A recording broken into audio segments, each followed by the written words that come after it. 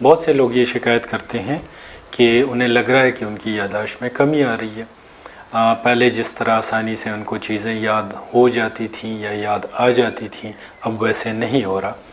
तो आज इस अहम मौजू पे बात करते हैं और देखते हैं कि अगर इसकी कोई मेडिकल वजूहात नहीं है तो वो कौन सी वजूहात हैं जिसकी वजह से हमारी याददाश्त कम हो सकती हैं और हम इस मसले पे काबू कैसे पा सकते हैं। अस्सलाम वालेकुम, सेहत ज़िंदगी में खुश आमदीद। मेरा नाम मोहम्मद ज़ुबैर ख़ान है। मैं एज़ आ साइकोलॉजिस्ट काम करता हूँ। काफ़ी सारी ऐसी बीमारियाँ हैं ज़हनी और जिस्मानी जिनकी वजह से हमारी याददाश्त कम हो सकती है।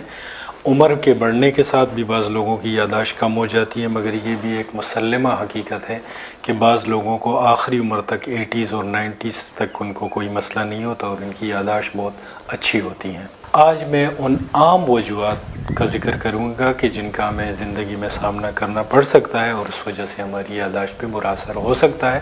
फिर उसके बाद मैं बताऊँगा कि हम कैसे अपनी याददाश्त को उन वजूहात की वजह से अगर हैं तो कैसे बेहतर कर सकते हैं। एक बड़ी वजह दवाइयों का इस्तेमाल भी है जिनका मैं सरसरी तौर पर ज़िक्र करूँगा।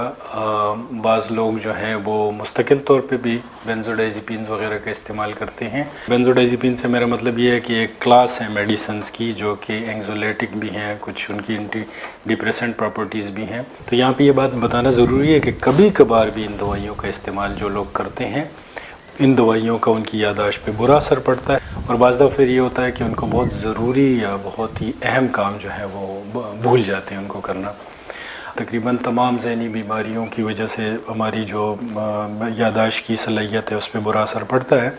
तो उसके लिए अगर कोई SSRIs, SNRIs, tricyclic anti depressant जो कि काफ़ी सारी हैं जिनका हमारे मुल्क में बहुत ज़्यादा इस्तेमाल है, अगर वो इस्तेमाल कर रहे हैं तो उस वजह से भी उनकी याददाश्त ख़राब हो सकती है। एक और चीज़ का मैं यहाँ पे ज़िक्र करना चाहूँगा, वो ये है कि अक्सर जब लोग ज़हनी दबाव में होते हैं तो उसमें उनका हाजमा ख़राब हो जाता है, मैदे की तेज़ाबियत होती है, फिर उनका जो है डिस्पेप्सिया हो जाता है, गैस वगैरह बनने की शिकायत हो जाती है। तो इसके लिए जो दवाइयाँ हमारे यहाँ बहुत ज़्यादा इस्तेमाल की जाती हैं वो है प्रोटॉन पंप इनहिबिटर्स PPIs, जिसमें कि ओमेप्राज़ोल है, एसेमेप्राज़ोल, पेंटाप्राज़ोल, काफ़ी सारी हैं। अब जो जदीद तहकीक हो रही है उससे साबित हो रहा है कि इन तमाम दवाइयों का जो कि जिनको हम PPIs कहते हैं, इनका हमारी दिमागी सलाहियतों पे बहुत बुरा असर होता है। मैं ये बात इस वजह से कहना चाह रहा था कि बहुत सारी दवाइयाँ हमारे यहाँ इस्तेमाल होती हैं जिनका कि हमारी मेमोरी पे बुरा असर होता है। तो अगर आप कोई दवाइयाँ इस्तेमाल कर रहे हैं तो ये ज़रूर देखिएगा कि कहीं वो दवाइयाँ जो हैं, जो कि मुख्तलिफ़ बीमारियों के लिए आप इस्तेमाल कर सकते हैं, कहीं उनका साइड इफ़ेक्ट तो नहीं है आपकी मेमोरी। अब हम जिक्र करते हैं ज़हनी दबाव और उसकी वजह से एंग्ज़ायटी और डिप्रेशन दोनों में हमारी याददाश्त जो है वो ख़राब हो जाती हैं। तो अक्सर लोग जो कि ज़हनी दबाव का शिकार होते हैं उनके जहन में बहुत सारे ख़यालात मुसलसल चल रहे होते हैं और वो फोकस नहीं कर पाते। यानी हम यूँ कह सकते हैं कि वो एब्सेंट माइंडेडनेस का शिकार होते हैं और जब एब्सेंट माइंडेडनेस का शिकार हो जाते हैं तो वो समझते हैं कि उनकी याददाश्त जो है वो ख़राब हो गई है। असल मसला ये होता है कि वो किसी चीज़ पे तवज्जो नहीं मरकूज़ कर पा रहे। सपोज़ एक शख्स घर आता है, शदीद ज़हनी दबाव में है, मुख्तलिफ़ तरह के उसके जहन में ख़यालात चल रहे हैं, परेशानियों वाले ख़यालात वो जहन में घुमा रहा है और फिर उसको याद नहीं होता कि उसने गाड़ी की चाबी कहाँ रखी है। जब कुछ देर बाद चाबी की ज़रूरत पड़ी या नेक्स्ट डे तो फिर वो कहता है कि ओहो मैं तो भूल गया हूँ चाबी मैंने कहाँ रखी हुई थी। इसका मतलब है कि मेरी जो याद करने की सलाहियत है वो कम हो गई है। इस तरीके से वो जब किसी के साथ कोई बात कर रहे होते हैं, कोई डिस्कशन कर रहे होते हैं तो उस दौरान भी उनका फोकस नहीं होता, वो उस बात पे या उस सिचुएशन पे अपनी तवज्जो नहीं मरकूज़ कर पा रहे होते और जब उनको बाद में याद नहीं होता तो वो समझते हैं कि उनकी याददाश्त कम हो गई और फिर अनफॉर्चुनेटली वो फिर अपने आप को यही बायो फीडबैक देना शुरू कर देती हैं कि उनकी याददाश्त कम हो गई है। जब ये बायो फीडबैक देना शुरू कर देते हैं तो उसका भी फिर उनके याददाश्त पे मनफी असर होता है। जब हम ज़हनी सुकून में होते हैं तो फिर बहुत सारी चीज़ें हमें याद हो जाती हैं और इसकी मैं आपको यूँ एग्जांपल दूंगा। जब किसी शख्स को हिप्नोटाइज़ किया जाता है और उसको एक डीप रिलैक्स स्टेट में ले जाया जाता है तो उस दौरान उस स्टेट में उसको बहुत सारी बारीक मतलब ऐसी छोटी छोटी चीज़ें याद आ जाती हैं जो कि आम लाइफ में हमारे लिए मुश्किल होगा उनको याद करना। तो इसका मतलब है कि हमारे जहन की ये सलाहियत है कि किसी सिचुएशन में वो बहुत सारी चीज़ें याद करता रहता है, वो हमारे जहन में होती है मगर हमारे जहन में शोर इतना हो रहा होता है। मुख्तलिफ़ किस्म की लड़ाई झगड़े और परेशानियाँ चल रही होती। तो उस वजह से बहुत सारी चीज़ों को हमें रिकॉल करना बहुत मुश्किल होता है हमारे लिए। तो इसको कंफ्यूज ना करें कि आपकी जो जहनी सलाहियत है या आपकी याद करने की सलाहियत है उसमें कमी हो गई है। एक और चीज़ जो कि बहुत ज़्यादा हमारी याददाश्त पे बुरा असर डालती है और आजकल बहुत आम है, वो ये है कि लोग अपने जहन को पल्यूट करते रहते हैं।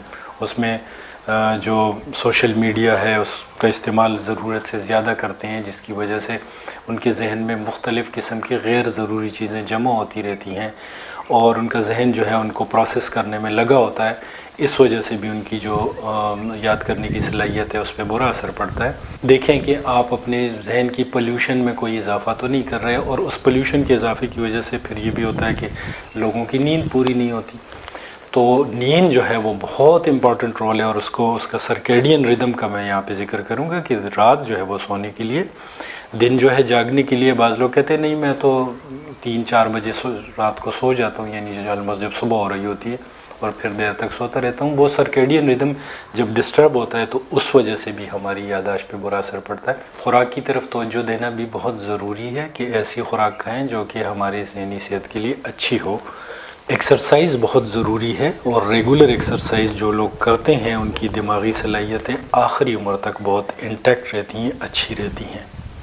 तंबाकू नोशी या अल्कोहल का इस्तेमाल भी जो है वो भी हमारी याददाश्त पे बुरा असर डालता है। और वर्जिश में मैं ये ऐड करूँगा कि जो लोग खेल खेल सकते हैं तो खेल खेलना भी बहुत ही अच्छी न सिर्फ फ़िज़िकल एक्सरसाइज है बल्कि ज़हनी एक्सरसाइज है। और जो लोग खेल नहीं खेल सकते तो अगर वो वर्जिश करते हैं तो उसके बाद उनको ऐसे ज़हनी जो खेल होते हैं जैसे शतरंज वगैरह हो गया, अगर वो दोस्तों के साथ खेलती हैं तो उससे भी उनकी जो मेमोरी की सलाहियत है वो बेहतर होना शुरू हो जाती है। और आजकल तो नेट पे भी और मोबाइल में भी बहुत सारी ऐसी गेमें हैं जिनके ज़रिए हम अपनी ज़हनी सलाहियतों की एक्सरसाइज करके उनको बेहतर कर सकते हैं। आखिर में एक और चीज़ का मैं जिक्र करूँगा कि जो भी चीज़ें आपको ज़रूरी चीज़ें हैं तो उसको राइट कर लें। मतलब कोई चीज़ आपने घर से आप निकलते हैं तो आपने ग्रॉसरी अगर लेनी है तो अगर उसको आप लिख लें, आप कहेंगे कि लिखने से तो क्या होगा, लिख लूँगा तो फिर तो मुझे कोई फ़र्क नहीं पड़ेगा। जब आप लिख लें तो अगला स्टेप ये करें, फिर उसको रिकॉल करने की कोशिश करें। बेशक आपकी जेब में वो कागज़ पड़ा हो, आप ज़रा रिकॉल करें कि क्या क्या उसमें आपने लिखा है, बार बार उसको रिकॉल करने की कोशिश करें। ये भी एक एक्सरसाइज है कि बाज़ दफ़ा होगा कि पूरी लिस्ट आपको थोड़ी देर बाद याद हो जाएगी, आपका जहन आदी हो जाएगा, उसकी प्रैक्टिस हो जाएगी, और फिर चीज़ों की एक तरतीब जो है वो आपके जहन में होगी। और जब आप घर से निकलेंगे तो बहुत दफ़ा फिर आपको लिखने की ज़रूरत नहीं होगी उन चीज़ों को। मौजू लंबा है, इस पर मज़ीद भी हम बात करेंगे। बहुत शुक्रिया इस प्रेजेंटेशन को सुनने का। जैसा कि मैंने शुरू में कहा कि मैं एज अ साइकोलॉजिस्ट काम करता हूँ, तो अगर आपको कोई ऐसे जहनी मसाइल हैं जिनके मुतल्लिक़ आपको राय की ज़रूरत है तो आप मुझे नीचे दिए गए नंबर पर डायरेक्ट या व्हाट्सएप के ज़रिए कॉल कर सकते हैं। Thank you.